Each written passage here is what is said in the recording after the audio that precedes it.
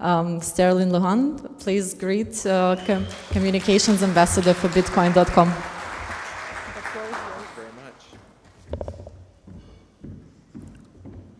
How's everybody doing this morning? You're going to have to embrace my West Texas accent for just a little time here. So money is what we're going to talk about today. The evolution of money, specifically the psychological evolution of money. Money is one of those strange and mysterious topics. It elicits very powerful emotions in people. It's often been associated with greed, envy, hatred, happiness, and excess. So money is very palpable on the human mind. It invigorates us, but it also unleashes a smorgasbord of emotions deep inside of us. So the interesting thing about money is that there are these group of philosophers that we call, actually non-philosophers that we call communists. Specifically, Marx and Engels, they had this idea that money is a major contributor to oppression across the world, and that money causes constant class conflict between the bourgeoisie and between the proletariat, between the working class and between the entrepreneurs. And in my mind, these ideas that money is so devastating is absolute nonsense. Money is an extremely powerful tool for us to leverage to communicate value to one another.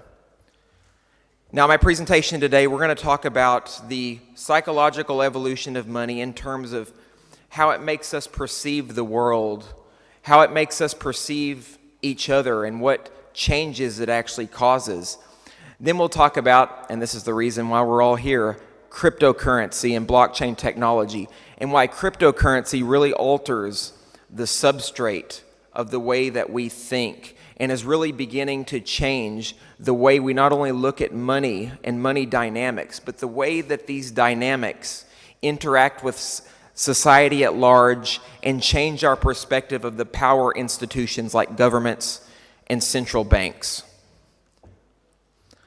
So let's get into it. This presentation nor the conference would be complete unless I defined money, unless I set the stage for what money actually is.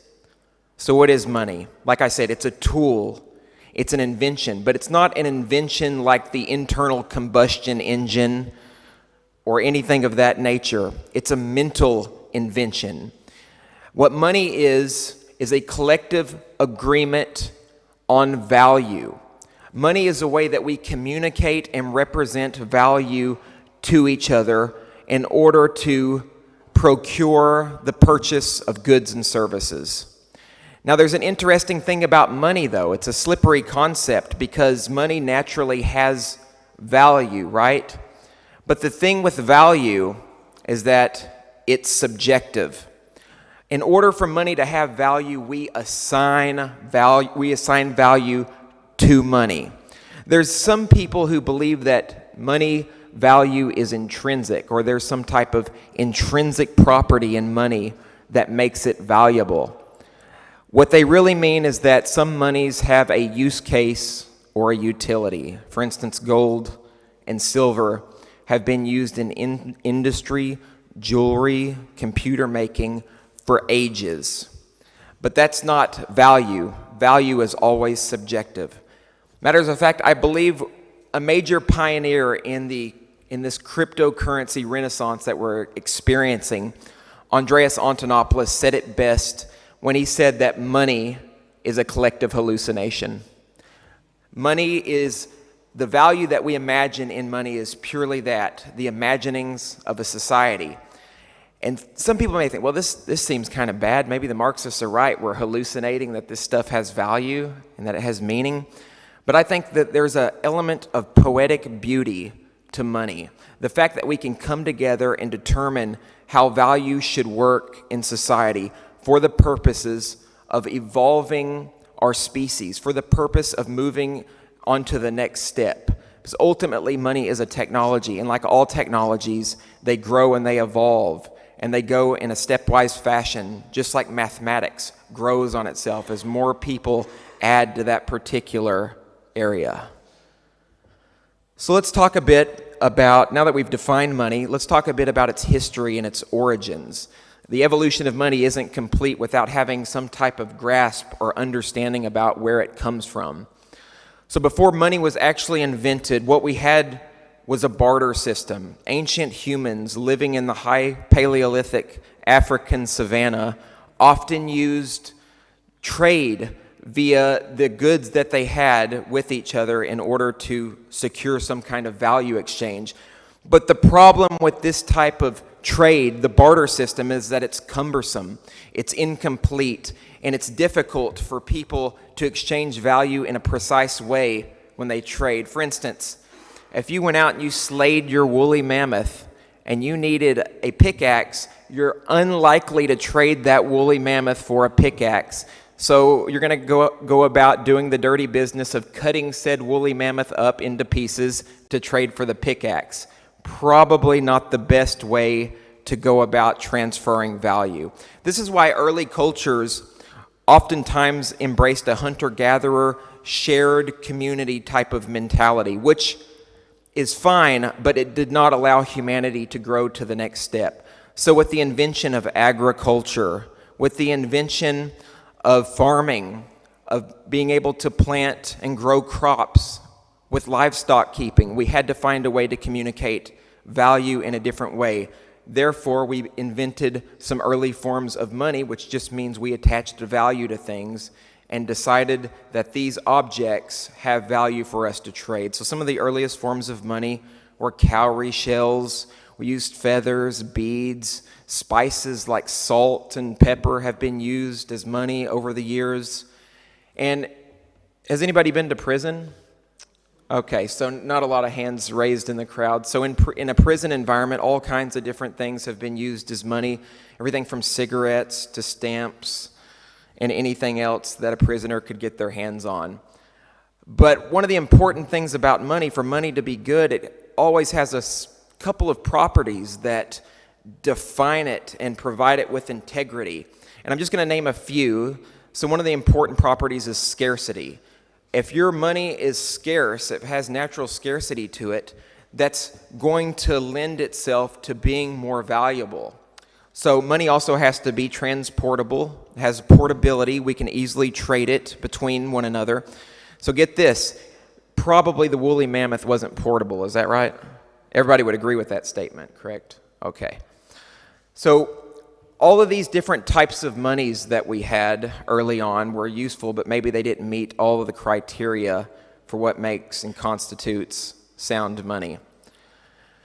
Eventually, and we'll get into this more deeply, some individuals decided that maybe we should use coins, maybe money should be invented, and then we should have financial institutions that allow us to save money. These inventions really cropped up around the time that ancient Mesopotamia was flourishing. They practically invented banking for all intents and purposes. But then the kings, the queens, the political elite, etc., decided that having a gold coin or a silver coin with their face imprinted on it to delineate value was a good idea. So this heralded the age of the transferability of gold and silver as money. Go down the line just a little bit more time, and another invention in money cropped up, and that is the fiat dollar, or paper currency as money. Paper was really easy to use and to wield as money because it can be scarce, we'll talk about that. And it can also, paper money also is easy to transfer, it's lightweight, easy to carry, makes pretty good money if we assign value to it. And early on, money, this fiat paper money was backed by gold and silver because most people throughout time immemorial acknowledged that gold and silver have these immutable properties that make it more useful as money. It has these utilities and use cases, etc. But when economic crisis started to stir and embroil the nation states, these politicians and ruling elites realized that they can't have money, fiat currency backed by gold if the economy collapses or in times of economic crisis, because they can't easily just print out as much as they want in order to attempt to stabilize the economy. So the invention of fiat currency via the governmental parasitical system of nastiness has caused a bunch of problems in society, and we've seen it with a myriad of financial collapses across the world because governments can print out as much money as they want. So human beings, we've had to leave our trust and our power in these individuals to care for our money, therefore and thereby sapping power from the individual, taking that ability away from us. So let's chat about that a little bit more and dive into the psychology behind fiat currency and really what it means to be embedded in a fiat currency society. So as I mentioned, this type of money is based on control. And I think I have some money in my pocket as an example. So check out the symbolism on the dollar. You have the face of some sociopath printed on the front of the dollar, some political ruling king. So here's the thing, this is very important. Here's the thing with this. These individuals, and also I think I have a Bulgarian, someone help me out. What's the name of the dollar here in Bulgaria? Okay, cool, good. See, educating me already. So I'm not going to make a judgment call on who that is, but if I were to venture a guess, I would say it was some type of politician. Would I be correct? Oh, well, that's good. Is it a banker? Okay, so we're on a positive direction forward then in terms of Bulgarian money. So in the United States, it's almost always a politician on the front of a dollar bill. It does speak to the idea that the United States is probably one of the most tyrannical and violent governments on the face of the earth, and I'm sure most of us probably agree with that. So here's the thing, this money symbolism, regardless of where it comes from, has effects on our psyche, it has effects on our consciousness. It changes the way that we think about each other, the way that we relate to each other. Because if dollars are associated with power, and regardless, even if the printing isn't of a ruling elite, which is good news, what this has still done is printed out by a central bank or by a government and controlled by a government. And that has long-standing and long-reaching consequences. The knowledge that that's what's taking place is causing widespread turmoil in society, but luckily, we're beginning to correct these problems with cryptocurrency, Bitcoin, and we'll get to that in a minute. The point is we have to work to abolish this master-slave dynamic that has overtaken society and caused so many problems. So this fear of money, I think, is really at the crux or the heart of the problem because it's associated with power dynamics. A lot of people haven't had a monetary education. It's probably a lot different in Europe, but as I was growing up and going to school in the United States, in Texas, I didn't receive any practical education about money. I wasn't taught about how to save, how to take care of myself, and even that money mattered. A lot of this also was a byproduct of the Marxist indoctrination and propaganda that I received as I was going through school. These people hated money, and that mentality naturally infiltrated every aspect of my being. And I'm curious, can anybody here empathize with me on that aspect? So I'm so happy that that's not the case. Wherever not a single person raised their hand, so where you guys went to school is definitely a lot better in the United States, but our whole public education system is the most broken thing that you could ever come across. It took me an experience with the drug MDMA in order to wake up to my reality. I took the drug, I came to terms with who I am and decided I wanted to go back to school, get a degree in psychology, and continue pushing forward with life because I was literally taught nothing as I was growing up. And imagine all the people who didn't have the same experiences that I had and came to terms with who they are to push forward. It's a real tragedy. But what this has caused is this there's this idea, this term called crimatophobia. Crimatophobia just means the fear of money. And that's what I had growing up, a fear of money, an indoctrination that money was bad and that the wealthy people and the elite were enemies, that entrepreneurs were bad people. I bet I'll get some hands now. How many people in here are entrepreneurs? I know that there's more than 5 in here. So that's a really bad thing to think that entrepreneurs and people building things are troublemakers or the ones who are causing harm to society. That's backwards. It's these people on the front of this $20 bill that have caused us some of the most problems in society. Now, one of the important things about having discussions in this realm is that you're probably thinking, wow, is this guy just pulling all of this information out of his ass? Did he not do any kind of research or have any kind of logical conclusions about why this is the case? So I did dive into the psychological research on how money affects our consciousness and the extent that it's causing problems in society. But I want everyone to remember that these studies are done in the context of a fiat currency system. So there's one study, and these are all in the United States, and that speaks to my experiences.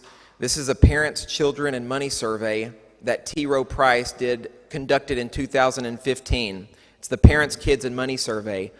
And according to this research, 3/4 of parents had no ability to educate their children on financial issues.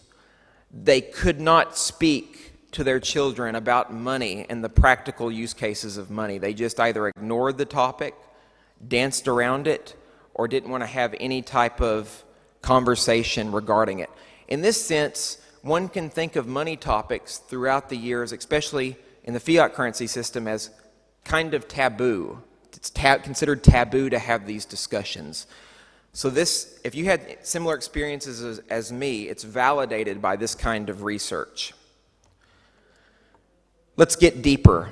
So I talked about these power elites oftentimes losing connection, losing their ability to empathize and relate to other people. There's this study that was conducted, and I'll give you a pre-warning. It was conducted in California, a hodgepodge of communist and Marxist ideas that have been dangerous. But this research is really interesting. It's called the money empathy gap. And during this particular research, the researcher, Paul Piff, used a little room and put a monopoly board in the little room, and he pitted 2 opponents against each other at a game of Monopoly. However, there's a catch.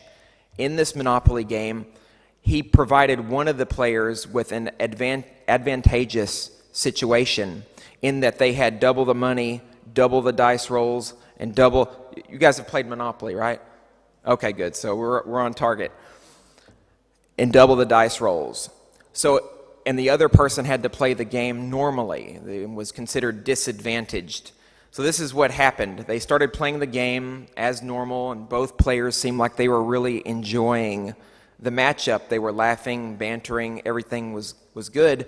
But several minutes into the Monopoly game, the advantaged player who started out advantaged began to mock the other person, began to grunt and gesticulate and be altogether ugly to the other person. The researchers also left a bowl of pretzels in the research room, and the person who was advantaged hogged the pretzels, took the pretzels and ate all the pretzels. And then as the person who was advantaged moved their piece around the board, he would slam his hands down every time he moved a piece to taunt the opponent.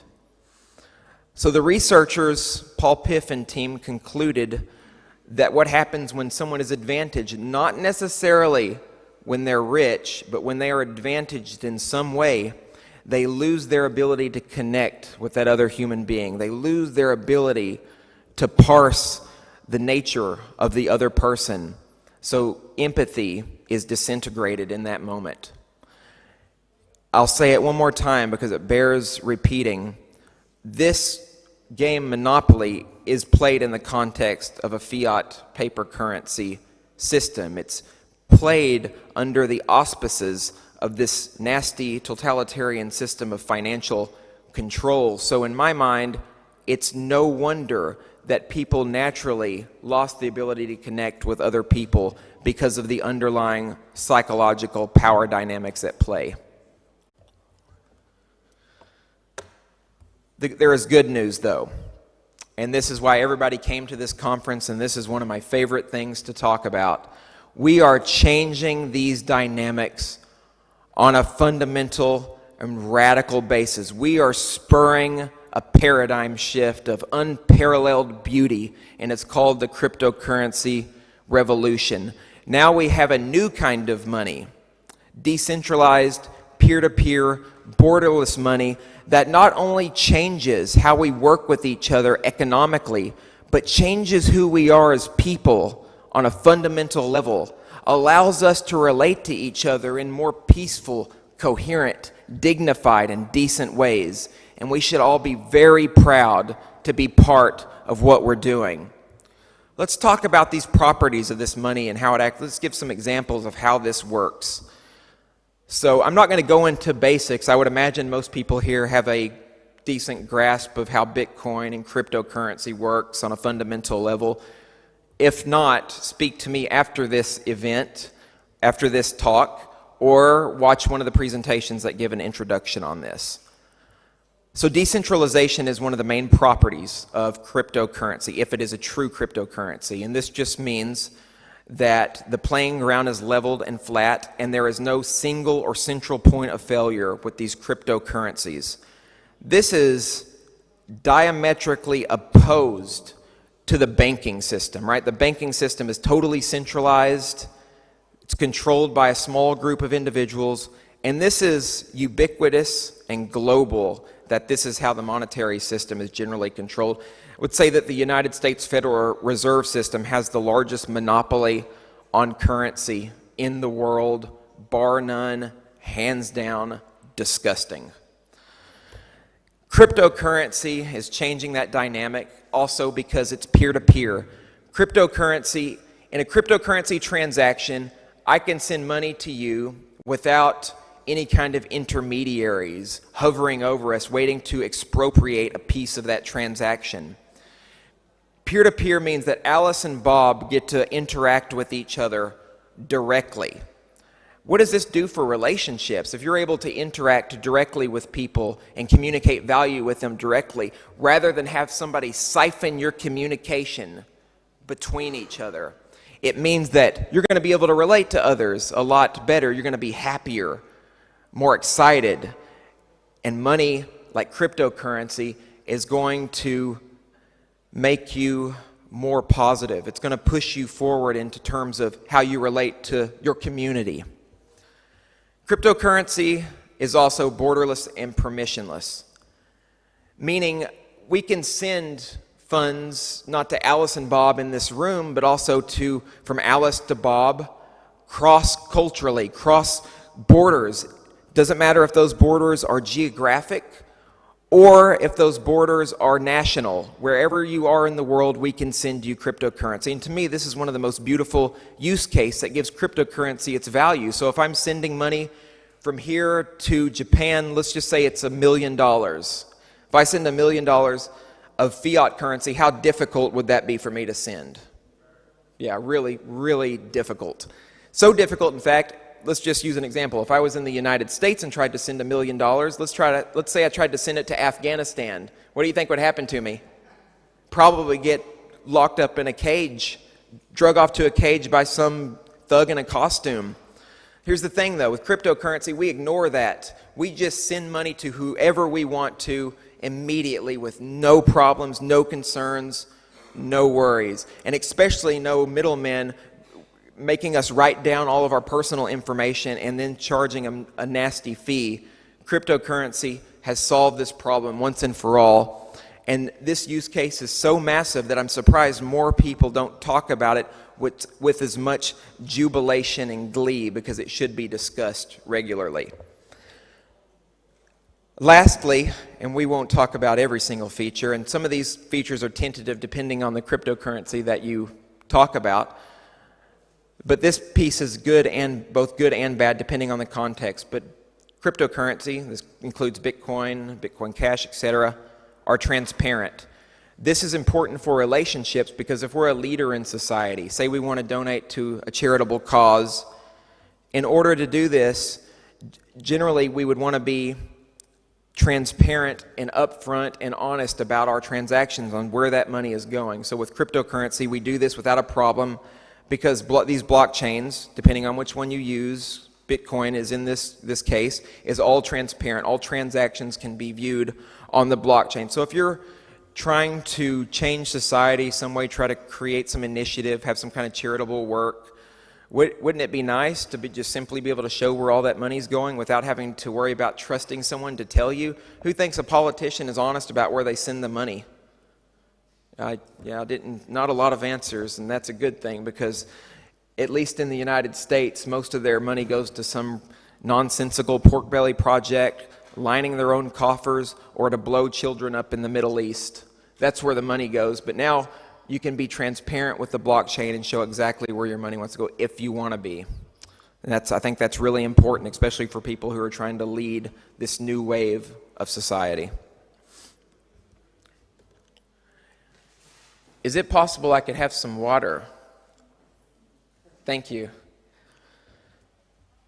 So one thing, I didn't mention it on the last slide, I don't want to dive too much into the politics, but this presentation is about cryptocurrency. It's not about random experiments on the blockchain. Thank you.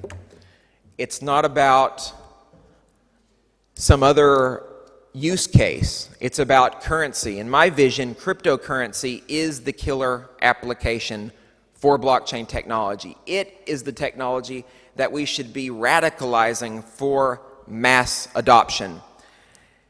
Now, this has been a political issue and discussion, and we're going to really delve into this a minute in the cryptocurrency universe. There's been two differing camps on how to properly scale a blockchain, how to upgrade it, how to grow it for future use cases. And in my opinion, cryptocurrency has to stay cryptocurrency in order to spur this psychological paradigm shift. That's why I support the upgrade for Bitcoin Cash, because it matches the early vision of the creator of Bitcoin, Satoshi Nakamoto.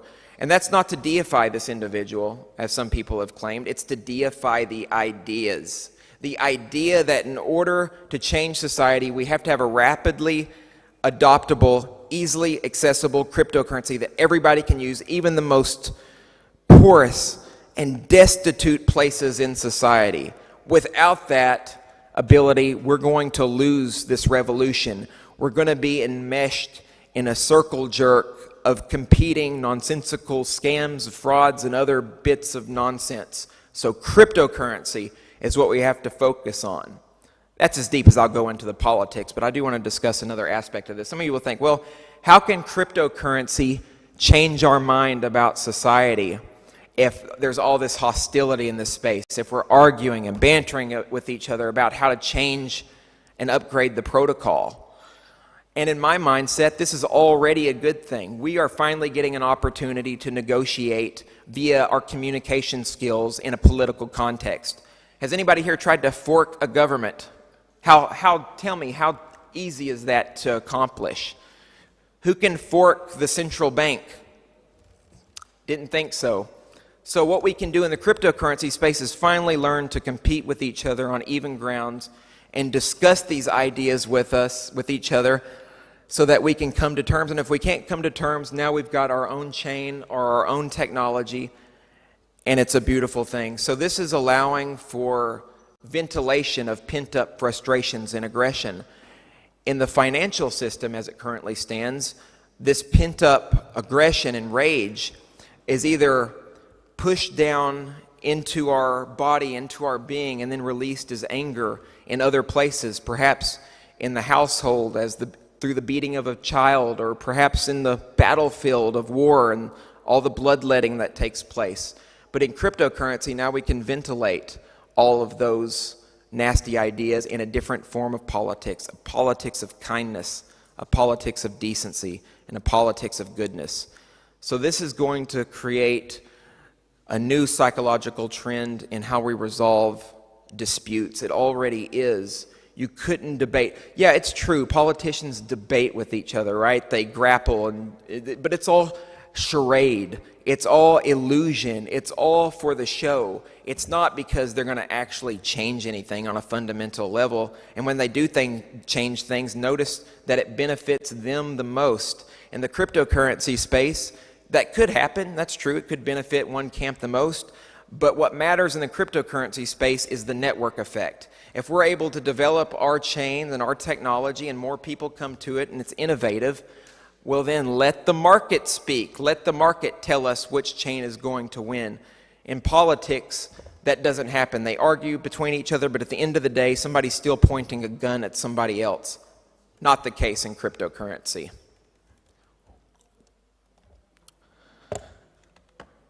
So how is cryptocurrency different? Well, thank you. I'm glad you asked. Cryptocurrency clearly augments our relationships with each other.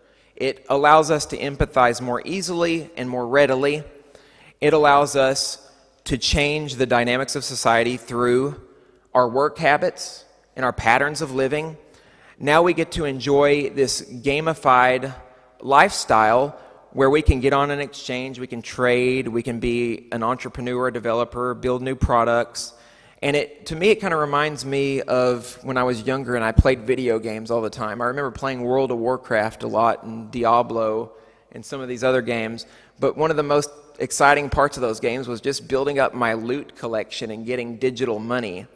So what's happening in the cryptocurrency space is we're creating these technologies that are heavily gamified where the game's not rigged, because we can choose what game that we play in and we get to develop our personas digitally and create and collect value in a decentralized digital fashion.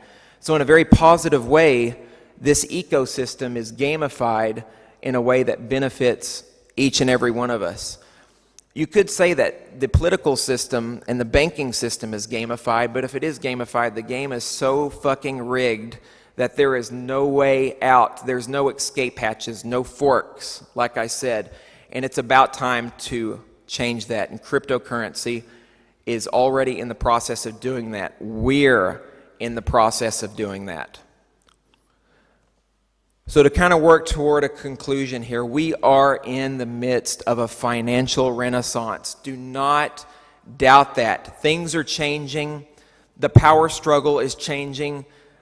People are scared, people are happy, especially politicians. There's been a lot of politicians who have absolutely freaked out about cryptocurrency, and some have gone so far to ban different aspects of it. In China, they banned ICOs, they banned cryptocurrency mining. But what we'll see as we move into the future is this is not going to have a positive impact on those areas in terms of gross domestic product, in terms of happiness, because what that creates is a situation that we call brain drain, where all the most brilliant people escape those areas and they go to develop elsewhere. So, and you know, in a way, this is what's happening is kind of like a new drug war, where if they start banning cryptocurrency, what they do is they create a burgeoning black market for over-the-counter trades and black market back alley deals, which is fine in my book. But the thing here is, unlike the drug war, if you ban and harm cryptocurrencies, it's going to come back to haunt you, because some places in the world are going to blossom and they're going to thrive. And that is the nature of the evolution of money. That is the crux of what we're doing in society and all the forward momentum that we have. So I want to thank you all for being here today and having the courage and the gratitude to do what we have to do, to make the difficult decisions to push us forward.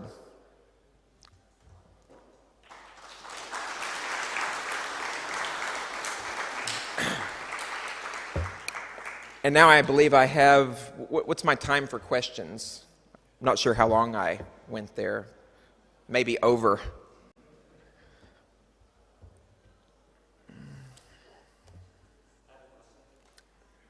Ite.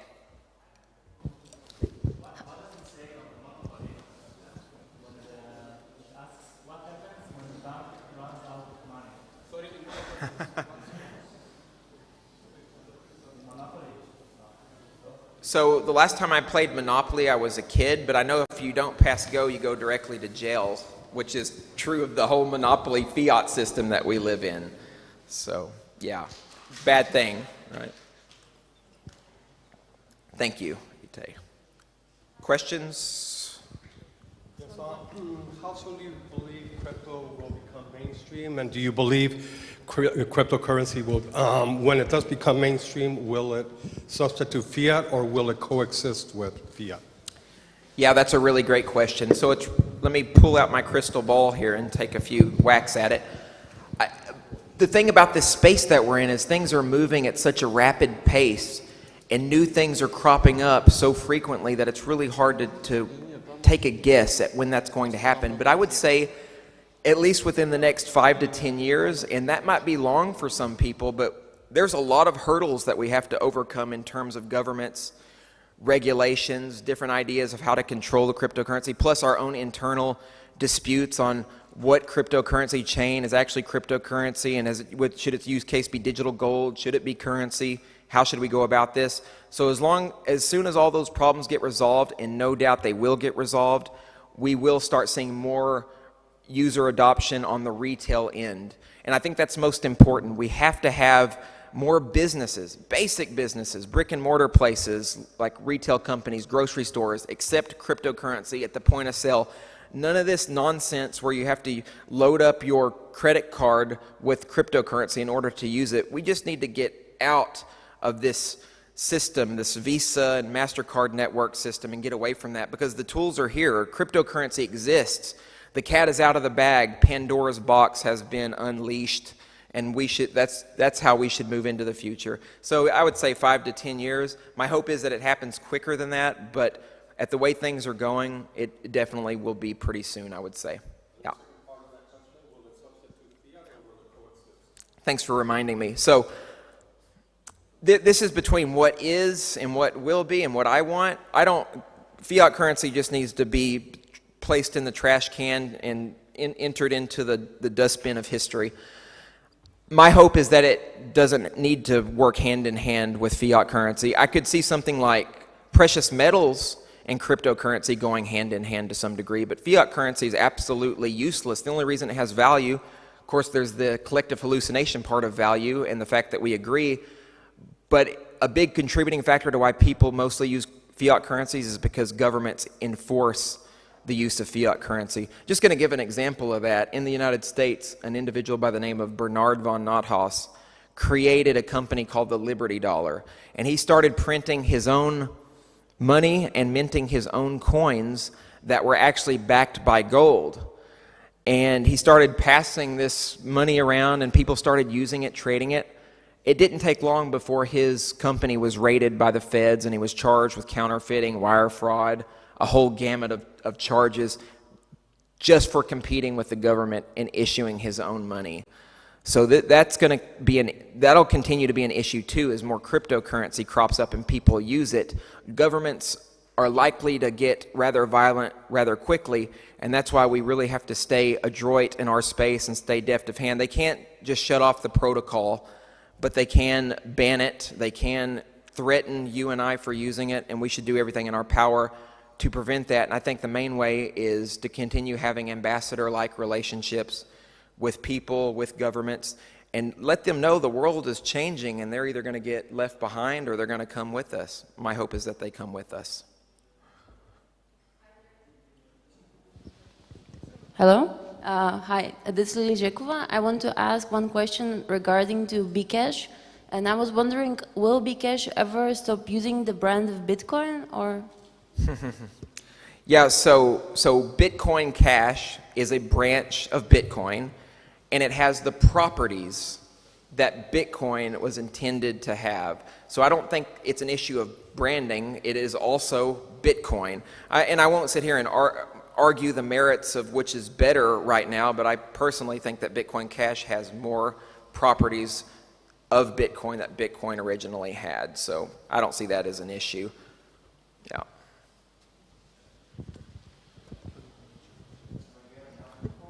Can we get, yeah.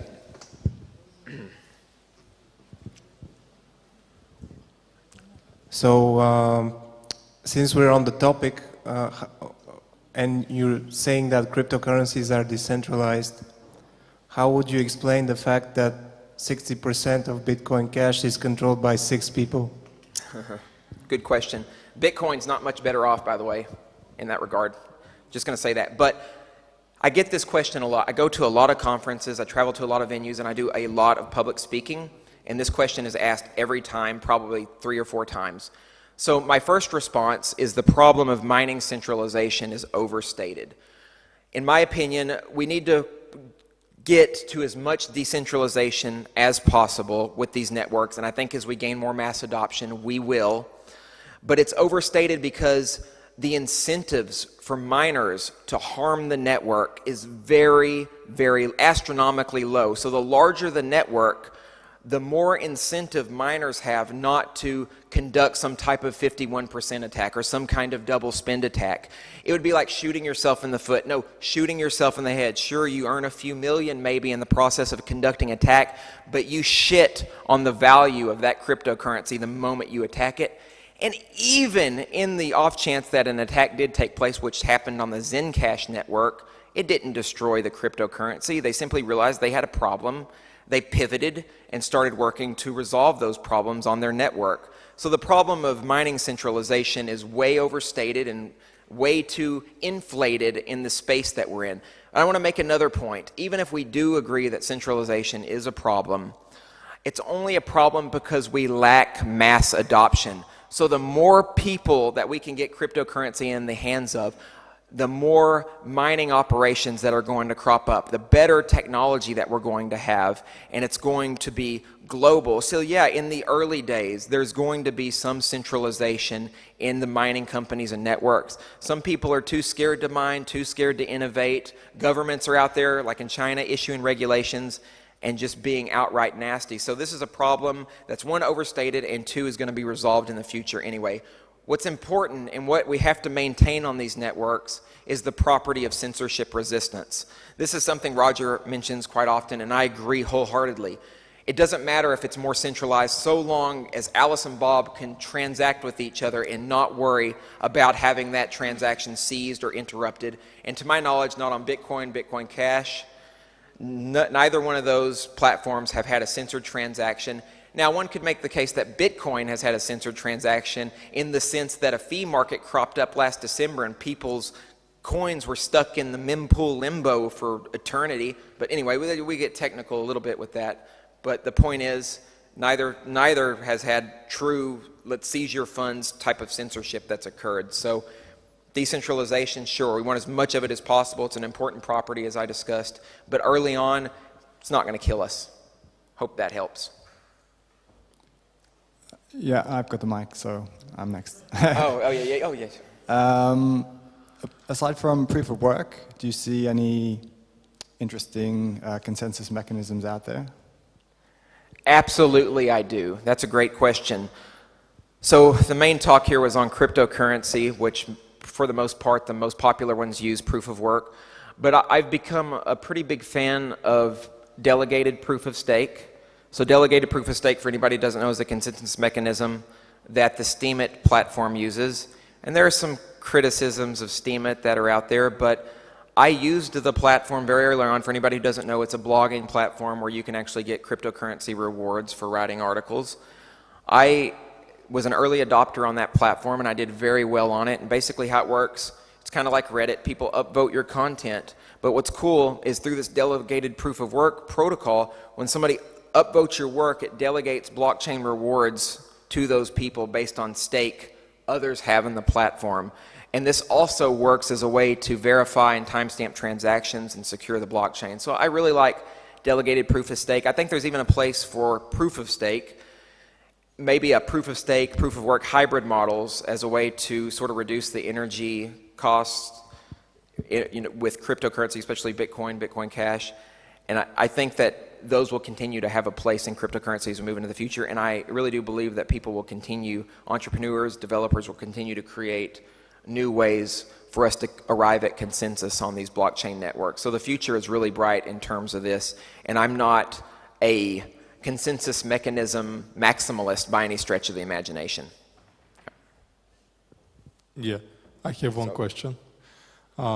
I really hope that the cryptocurrencies will become the mainstream, that the people will use it for everyday cases. But do you think that people are ready for this? And do you think that they really want it, or maybe they want some kind of centralization because they feel more secure because using banking now is easier? I said I don't like this, but maybe most of the people still believe in the centralized systems and they prefer the cryptocurrencies. I mean, they prefer the fiat currencies, not the crypto ones. Right, yeah, that's a good question and comment. And I agree with that wholeheartedly. It's kind of like the Matrix, right? Not everybody is ready to be woken up. And that's the case with this cryptocurrency revolution. Some people are really happy using government money and they feel secure and safe in government currency because it's what they've known, it's what they've had, it's what they've been indoctrinated with since childhood. But that's why I think that education and philosophy is extremely important. For anybody who's unfamiliar with it, we do a conference in Acapulco, Mexico called Anarchist that's growing tremendously. Jeff Berwick originally started it. There's a bunch of really good organizers. And we have a cryptocurrency day, but we also have a day where we just talk about ideas, where we talk about philosophy, where we talk about educating people in the voluntarist and anarchist communities so that we can get them on board with what we're trying to do on a philosophical level. But I think also important is that we just have to make this technology as usable as possible so that it doesn't matter if they agree with the philosophy or not. If the technology is usable, it's pragmatic, and they find that it's useful, they're going to get on board by virtue of that. But the education component of it is vitally important. Yes.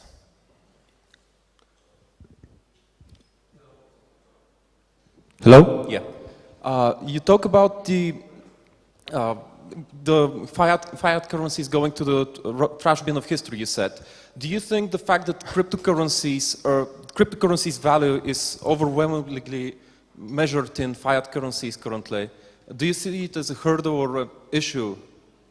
Yeah, the issue that you're pointing out is that in economics is the unit of account issue as a property of money. So cryptocurrency, and this is a problem, does not yet have its own unit of account per se. You don't go to the store yet and pick out your item in cryptocurrency. This is one of the reasons why there's been like a stable coin sort of revolution cropping up where people are trying to create stable coins so it's doesn't appear so volatile. So yeah, I don't think that it's good that we have exchange ratios based on the fiat dollar, but just because we're enmeshed in that value system, that is currently how we're understanding the valuation of cryptocurrency. So it makes sense from a historical perspective and from a paradigmatic perspective. But these cryptocurrencies, there's no reason they can't be used as a standalone unit of account as we move into the future.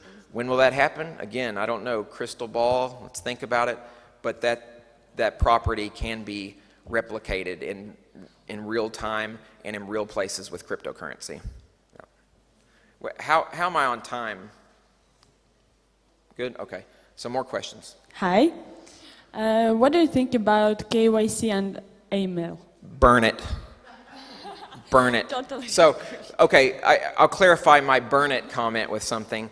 So I realize that there is a practical reality that we all still live in this system, and in order to use a lot of the services in the system, we definitely have to use KYC, AML, etc. If not, they won't let us transact or they'll come arrest us. So understandably, if we use those services, quote unquote, then we just use them. But I think we should take a step back philosophically and think, is it acceptable that all of our transactions are constantly traced and people have to know every bit of our background and who we are? I think that is an egregious invasion of privacy, because when we're transmitting and communicating value, we're essentially transmitting a part of who we are, a part of our labor, a part of our industry, a part of our humanity. And so we definitely should not have to provide all that excess information. I think there may be some private ways, some market solutions we can discover for that using blockchain technologies that are on an opt-in and voluntary basis. And I think that would probably be fine so long as we're not forced to engage sort of in this coercive system of control where, sort of like in George Orwell's 1984, we're always being watched and monitored and all of our identification is always everywhere.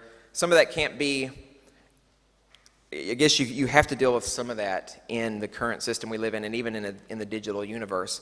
But there will continue to be more ways to sort of lock up that information on a blockchain and only give it to certain people who you want to give it to. So that's my thoughts on that. Thank you. Yep, no problem. And I got another question here. Sir.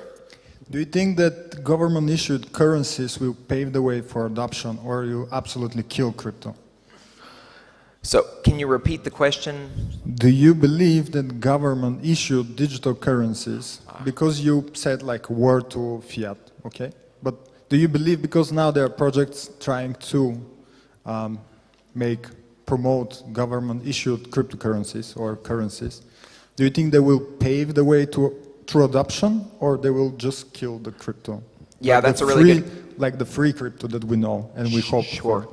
Yeah, that's a really good question. I missed the digital currency that government's creating part. So we know that Russia has looked in creating the crypto ruble, et cetera, and some of these other governments have looked in creating their own cryptocurrency. So here's the thing. I don't think there's going to be a problem. It's definitely... I don't think it'll necessarily pave the way for cryptocurrencies. When governments get into the cryptocurrency space, they're not actually going to create a cryptocurrency, right? Everybody knows that. They're going to create some kind of network-based scam coin that is totally accounted for and that they can control on a fundamental level.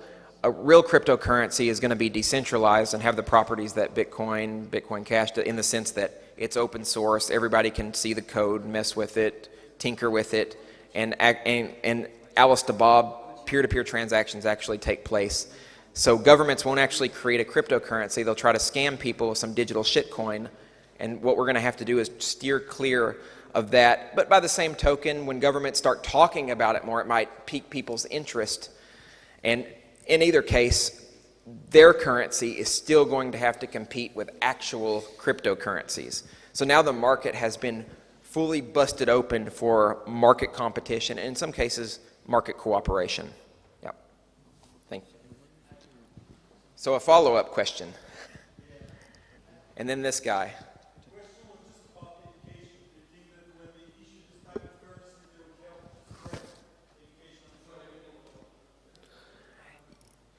Yeah, so the question is, for anybody who didn't hear him, he's wondering the adoption of cryptocurrency, will it help spread education? Is that right? Yeah. So absolutely, yes, when people start adopting cryptocurrency, they're going to learn more about it. They're also going to learn more about our shared philosophy of decentralization and freedom. But by the same token, cryptocurrency itself should not be a substitute for self-education. In my belief, I think people should aspire to be autodidacts. They should take the time to learn, to research, and to live in this world with as much gusto, enthusiasm, and energy as possible. And that's the way that I've gone about life. But that really takes a person to care about life and to care about living. And not everybody, some people will remain asleep. And that's why, to the other question I answered, we should just make cryptocurrencies as usable as possible so that culture naturally shifts. The paradigm naturally changes as we move into the future. So. Hi. Is ETH's downward trend inextricably bound to the slowing down of the ICO market? So can you repeat that again? I'm sorry. So is Ethereum's downward trend in terms of price at the moment inextricably bound to the slowing down of the ICO market? Yeah, short answer is yes, I think so. I think we're in a real consolidation phase right now. Our space has been inundated with scams, questionable coins, I said shit coins, projects that are nothing more than vaporware with project leaders looking to make a buck, so they're not actually project leaders, they're just scam artists. And I think right now we're in this phase where a lot of that stuff is going to start getting pushed out of the market, and that's why there's this quote-unquote bearish sentiment that we're experiencing right now. But that's natural. Anytime a new technology, when the internet cropped up, there were scams galore. You had pets.com that infiltrated the internet. So the same thing is happening in the cryptocurrency space, and we're going to start seeing a lot of these scammy type of coins being removed. But here's the deal. We got to be very careful about government regulations and government agencies coming in to try to manage this stuff for us because, A, they always think they know better than the entrepreneurs and developers, which is just absolutely false. But the other thing is they just try to solve all the problems with violence. So what we really need is a lot of self-governance. We need people in our space developing platforms and innovative ideas that allow us to solve those problems of the scam artists and the bad coins, etc., ourselves.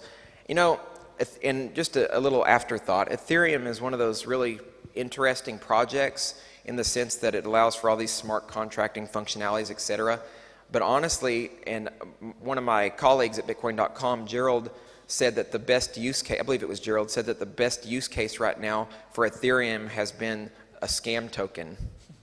That's probably not a good use case for a technology. So hopefully something is created on that project that actually represents a killer application. It just doesn't exist yet. I have hopes, but some people like Tone Vase just think that Ethereum is a scam. And right now it just looks like a platform that is allowing scams to proliferate, which is unfortunate. But I'm optimistic, ever optimistic, so I think in the future we'll resolve these problems one way or another, whether it's on Ethereum or somewhere else. Yep, you're welcome. Hi, hello. George Jesus here. Thank you very much for this talk today. Welcome. I have one question, and it is about the stable coins that are emerging more and more now, of course, due to the volatility on the market. But what I'm thinking is maybe until we have a complete ecosystem with independent exchange of value within it, and ecosystem in which all projects are thriving and are creating value, so they're creating the demand for their tokens, we will need something more stable to be able to make payments. Because in our project, we are developing a marketplace, and we need to hold some funds until they are exchanged, and there is a big volatility. It's a great issue for us. So what are your thoughts about the stable coins at this point? Because we really want to move forward. We don't want to hold back until everything is stable. You know, we need to progress further. Right. Yeah, good commentary and good question. So I'll say first off, I'm not an expert in the stablecoin arena right now in the cryptocurrency space, but I do like the idea of having some coins that are stable so that we can actually use them and live off of them.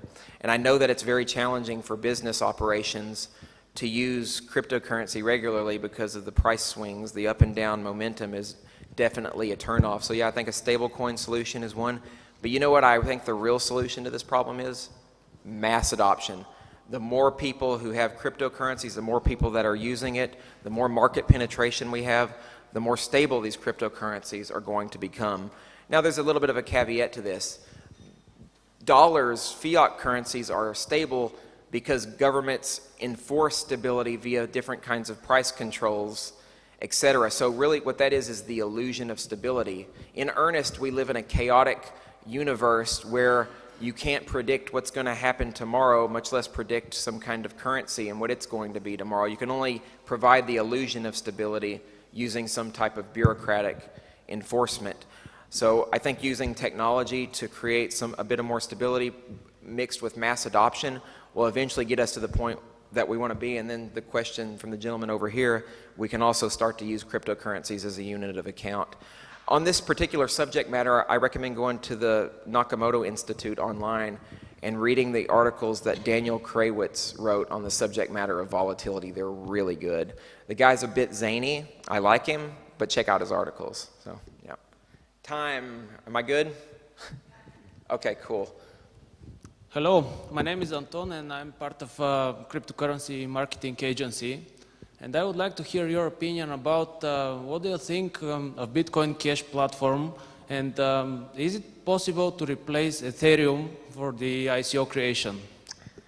Yeah, that's a really good question. So Bitcoin Cash, for anybody who doesn't know, the developers enabled the opcodes, which basically allow for people to create all kinds of platforms and create all kinds of projects on top of Bitcoin Cash. This includes the ability for it to begin the process of tokenization, which, Jesus, we just talked about this issue a moment ago, and that could potentially be a bad thing if we haven't resolved the issue of scamminess.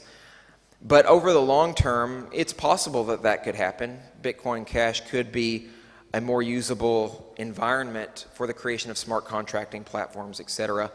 But it really depends on a bunch of variables. I think the fact that Bitcoin Cash has an expanded block size and is really easier to use and is ready for mass adoption might make it more interesting for developers because, you know, Ethereum has had the same scalability problems, actually worse than Bitcoin Cash and the Bitcoin network have both had. So yeah, it's a possibility. I personally don't have a stake in it. I just like Bitcoin Cash as cryptocurrency.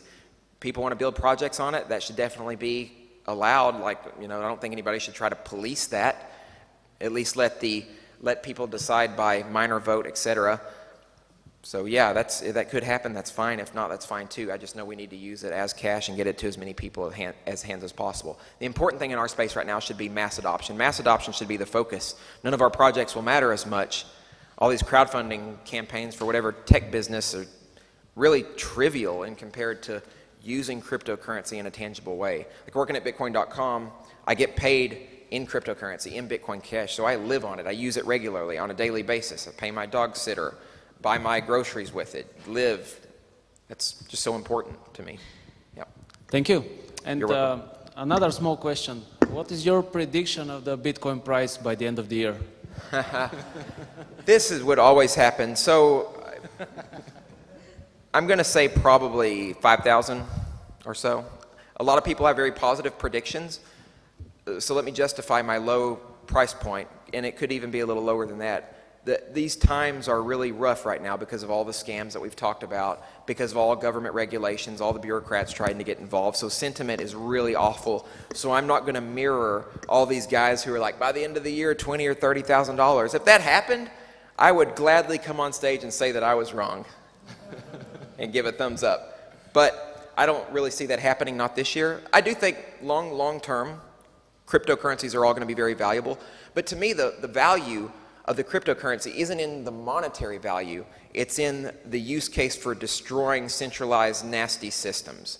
That's where we should focus. I have the crypto-anarchist spirit writ large in my psyche, and that's where we should focus. Okay, yeah. Thank you. Hello? Right here. Who said hello? On the right? On the right. Yeah. Oh, yeah, way on the right. Hi. I would like to ask you for your opinion about the so-called centralized cryptocurrency that have one point of failure. Do we stay away from them? So, this is like the discussion we had a minute ago, this is a tricky subject. Some cryptocurrencies, as virtue of where we are in the ecosystem, are a bit more centralized.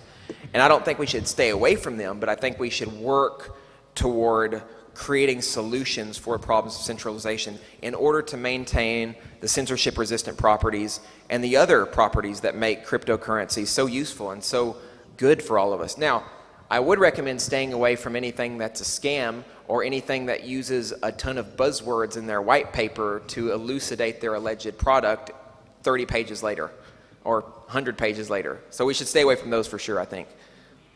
Thanks. Yeah.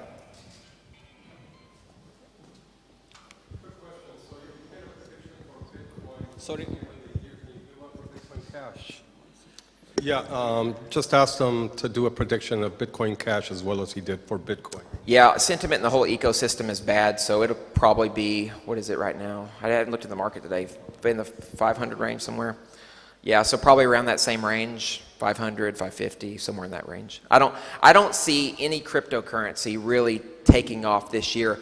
The good thing about Bitcoin Cash is there's been a lot of development, and when I talk about the price value, I'm not saying that there's nothing going on in this space. There's a lot of development happening in the Bitcoin Cash ecosystem that I can definitely speak to. A lot of projects are being built. You know, Bitmain just came out with the wormhole thing that's going to allow for ICOs and tokens to be created. More companies, this is where it's going to be key. And I do think Bitcoin Cash will rise in value faster if more people start to develop products on top of it, which is starting to happen. Now, people are going to be using Bitcoin Cash though, so its store of value use case could be pretty variable depending on the markets. People are going to want to hold it because it's useful as a use case, but they're going to be spending it as well. So it's not meant to be a speculative asset like Bitcoin's been relegated to, in my opinion. Yeah. All right, I think that my mouth and throat are totally dried out now, so I think I'm going to call it what time, I'm sure? Good? Okay. Thank you all very much for the questions. And